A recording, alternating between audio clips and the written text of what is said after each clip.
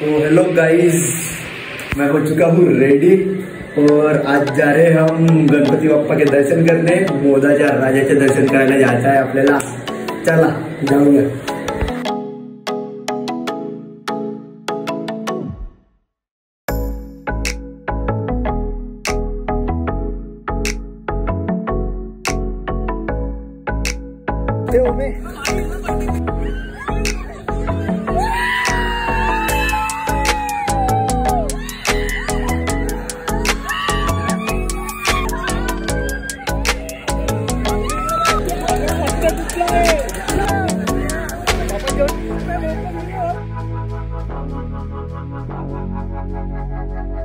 प्रत्येक वर्षापासून खूप मोठ्या प्रमाणात इथे प्रसन्न राजेभाऊ देवटे यांच्या नेतृत्वात खूप मोठ्या प्रमाणात या गणेश उत्सवाचा कार्यक्रम इथे साजरा होतो।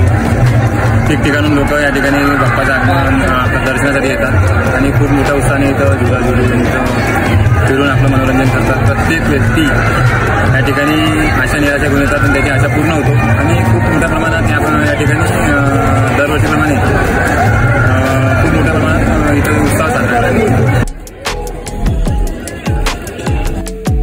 तुला कसं वाटलं तिथे जाऊन मेळामध्ये? सगळ्यांनी यायला पाहिजे।